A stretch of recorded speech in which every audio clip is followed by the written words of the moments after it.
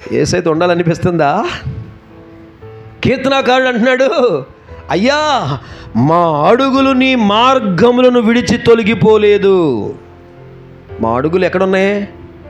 జరిగినా జరగకపోయినా, అనుకోని సంఘటనలు, అనుకోని యాక్సిడెంట్లు, లేక ఉపద్రవం, కష్టం ఏవి జరిగినా జరగకపోయినా నేను మాత్రం వెనుతిరిగేది లేదు, నిన్ను విడిచి వెనకకు మరలేదు లేదు. నేను నీతోనే ఉంటాను, నువ్వు నాలోనే ఉండాలి. ఆమేనండి. ఆయన నీతోనే ఉంటాడు, కానీ నువ్వు ఆయనలో ఉంటావో లేదో తెలుసుకోవాలి ఈ రాత్రి. దేవునికి స్తోత్రం. హల్లెలూయా. తెలుసా, వెనకకు తిరిగే బుద్ధి ఎవరో తెలుసా? ఒక జంతువుది, కుక్కది. ఏం చెప్పండి? తెలుసా? వెనకకు తిరిగి అదేం చేస్తా చెప్పండి? ఒకసారి ఆవురావురమని పెళ్లి ఫంక్షన్లోనే ఎక్కడో తినేస్తుంది. తినేసిన తర్వాత ఇక అరుగుదల లేక ఏమో అది బలుక్కమని కక్కింది. అక్కడే కక్కి 2 నిమిషాలు మళ్ళీ తాకూపి కక్కిందని ఏం చేస్తా చెప్పండి? వెనక్కి మరలా.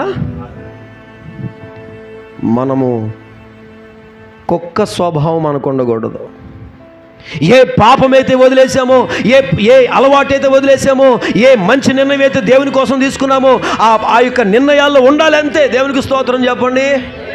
కష్టం వచ్చింది, బాధ వచ్చింది, నష్టం వచ్చింది, నన్ను ఎవరు పలకరించట్లేదు, నాకు ఎవరు సహాయం చేయట్లేదు, నా మాట ఎవరు వింటలేదు, వాళ్ళు ఉంటారనుకున్నాను, వీళ్ళు ఉంటారనుకున్నాను, నాకు తోడుగా అండగా ఎవరూ లేరు, నేను దిక్కుమాలిన వాడిని, నేను దిక్కుమాలిన దాన్ని అని ఒకవేళ నీవు యేసును విడిచి వెనకకు చూస్తే, లోతు భార్య గతి ఏంటో తెలుసా? లోతు భార్య దేవుని దూతలు చెప్పిన మార్గాన్ని కాదని వెనకకు తిరిగింది. వెంటనే నిర్జీవమైన స్తంభం అయిపోయింది. జీవం లేదు.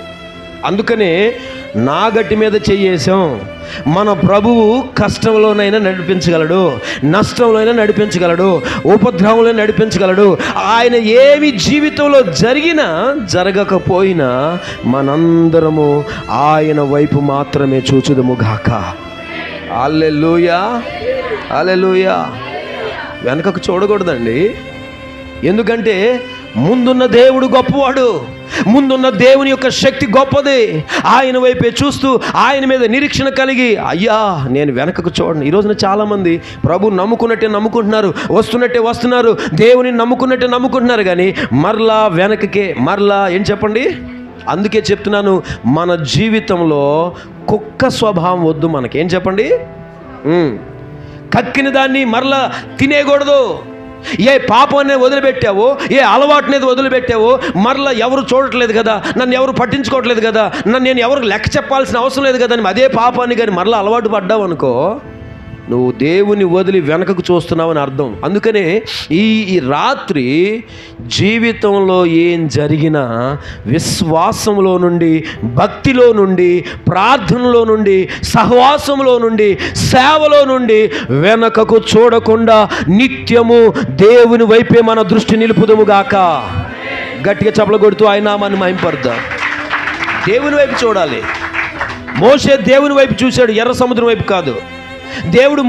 దేవుని యొక్క సన్నిధి, మోషే దేవుని సన్నిధి కోసమే చూశాడు, ఫరో సైన్యం వైపు చూడలేదు. ఎందుకో తెలుసా? ఒకవేళ వెనక్కి తిరిగి చూస్తే భయపడి చచ్చేవాడు. దేవుడు నా ముందున్నాడు అని దేవుని వైపు చూశాడు. అంతే. సమస్య 2గా ఏమైంది చెప్పండి? చీల్చబడ్డది. ఎర్ర సముద్రం 2గా ఏమైంది చెప్పండి?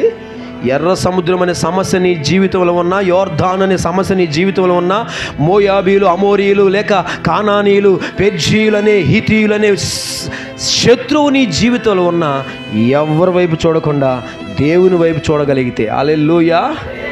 తరిమేవారు వెనకకు పారిపోతారంట, తరిమేవారు మునిగిపోతారంట, కానీ నువ్వు ముందుకు సాగిపోతావు. దేవునికి స్తోత్రం. సో కాబట్టి జీవితంలో ఏమి జరిగినా మనము వెనకకు చూడకూడదు. అందరూ చెప్పండి, జీవితంలో ఏం జరిగినా వెనకకు చూడను. అందుకనే పౌలు భక్తుడు అంటాడు, ఏమంటాడు తెలుసా? ఫిలిప్పీ 3:13లో, సహోదరులారా నేను ఇదివరకే పట్టుకుని ఉన్నానని తలంచుకొనను గాని, అయితే ఒకటి చేయుచున్నాను, వెనకున్నవి మరచి ముందున్న వాటి కొరకు వేగిరపడుచున్నాను. పౌలు భక్తుడు తీసుకున్న నిర్ణయం చూడండి. వెనకున్నవి మరచి జరిగింది జరిగిపోయింది. ఆ గతాన్ని తవ్వుకుంటే వర్తమానం నాశనం అయింది. వర్తమానం నాశనం అయితే భవిష్యత్తు శూన్యమవుతుంది. అందుకనే గతాన్ని ప్రభువుకు అప్పగించేసి వర్తమానంలో ప్రభు వైపు చూస్తూ ఆశతో ఆయన ఎదుట మనము నిలబడితే ఆమేనండి. పౌలు భక్తుడు అంటున్నాడు, నేను వెనకున్నవి లక్ష్య పెట్టను. వెనకాల ఏమున్నాయి? నిందలు ఉన్నాయి. తెలుసా పౌలు భక్తుడు వెనకాల ఏమన్నా తెలుసా? లేచాడు, నిన్నటి వరకేమో సంఘాన్ని హింసించాడు, నిన్నటి వరకు క్రైస్తవుల్ని నాశనం చేశాడు. నేను గొప్ప విషయం చెప్పనా? ఇప్పుడు యెరూషలేము సంఘం మీద దాడి చేశాడు, అన్ని సంఘాల మీద దాడి చేశాడు, కానీ స్తుతించే సంఘాన్ని, ప్రార్థించే సంఘాన్ని సౌలు తాకలైపోయాడండి. స్తుతించే సంఘాన్ని, ప్రార్థించే సంఘాన్ని సౌలు తాకలేదు. ఇప్పుడు దమస్కులో విశ్వాసులందరూ కూడి ప్రార్థన చేసుకుంటున్నారని బయలుదేరాడు. యెరూషలేము నుంచి బయలుదేరాడా? అపోస్తుల కార్యాలు 9వ అధ్యాయం. బయలుదేరితే దమస్కు మార్గములో ఉండగా అక్కడ సంఘం ఏం చేస్తుంది? నేనెల్లప్పుడు యెహోవాను సన్నుతింతును అని పాడుతుంది. అక్కడ కన్నీరు మున్నీరే ప్రార్థన చేస్తున్నారు. అయ్యా, సౌలు అనేవాడు లేచాడు, అధికారుల దగ్గరికి వెళ్ళి హక్కును పొందుకున్నాడు, క్రైస్తవులను నాశనం చేయాలని. సంఘం ప్రార్థించే సంఘం అనుకోండి, స్తుతించే సంఘం అనుకోండి, ప్రార్థించే విశ్వాసం అనుకోండి, ప్రార్థించే సేవకుడు అనుకోండి, స్తుతించే సేవకుడు అనుకోండి, సమస్య మధ్యదారిలోనే పరిష్కరించబడింది. హల్లెలూయా. అర్థమవుతుందా? దమస్కు మార్గం ఉండగానే ఆకాశం తెరబడి ఒక గొప్ప వెలుగు వచ్చేసింది. ఎవరి మీదకి? సౌలు మీదకి వచ్చి కళ్ళు పోయాయి. సమస్య కళ్ళుంటేనేగా చంపగలడు, విశ్వాసుల్ని కళ్ళుంటేనేగా చంపగలడు. ఇప్పుడు దేవుడు ఏం చేశాడు? సౌలు కళ్ళు తీసేశాడు. వెతుక్కుంటున్నాడు. వెతుక్కుంటుంటే సౌలా సౌలా నన్నేలా హింసిస్తున్నావు అని ప్రభు చెప్పారు. నువ్వు ఎవరవయ్యా అని అడుగుతాడు. నువ్వు హింసిస్తున్న యేసును అంటాడు. అవునా? ప్రార్థించే సంఘాన్ని, స్తుతించే సంఘాన్ని, ప్రార్థించే సేవకుణ్ణి, స్తుతించే సేవకుణ్ణి, లేక దేవునితో వెనుకకు చూడకుండా ముందుకు చూసే దేవుని బిడ్డల్ని సమస్య మధ్యలోనే దేవుడు పరిష్కరించేస్తాడు. దేవునికి స్తోత్రం. దమస్కులో ఉన్న విశ్వాసులందరూ ప్రార్థన చేస్తున్నారు. సమస్య బయలుదేరింది ఇంటి దగ్గర. మధ్యలో ఏమైంది? కళ్ళు పోగొట్టుకుంది సమస్య, పశ్చాత్తాపడింది సమస్య, మారు మనసు పొందింది సమస్య. స్తోత్రం చెప్పండి. మీకు అర్థమవుతుందా నేను చెప్తుంది? అందుకనే వెనకకు చూడకుండా దేవుని స్తుతించే పని, దేవునికి ప్రార్థన చేసే పని, దేవునికి మొరపెట్టే పని. దేవునికి స్తోత్రం.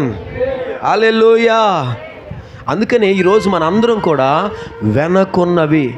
వెనకున్నవి మరచి పౌలు గారు చెప్తున్నట్లు ముందున్న వాటి కొరకు వేగిరపడాలి. అది ఒక విశ్వాసి లక్షణం, ఒక సేవకుని లక్షణం, ఒక దేవుని బిడ్డ లక్షణం.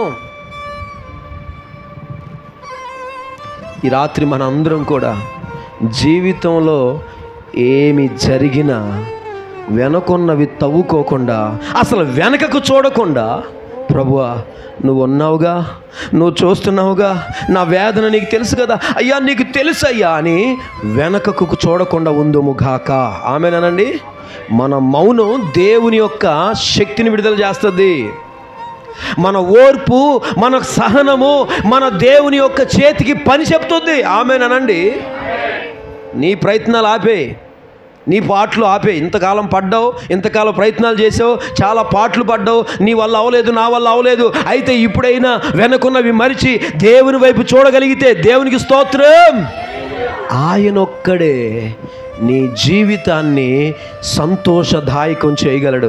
ఆయనొక్కడే నీ జీవితంలో నీ కార్యమును సఫలం చేయగలడు. దేవుని సంగమా, దేవుని బిడ్డలారా, కాబట్టి జీవితంలో ఏం జరిగినా మొట్టమొదటిగా మనం చేయాల్సిన పని ఏంటంటే వెనకకు చూడకూడదు. రెండవది మనం చూసినట్లయితే యెషయా గ్రంథం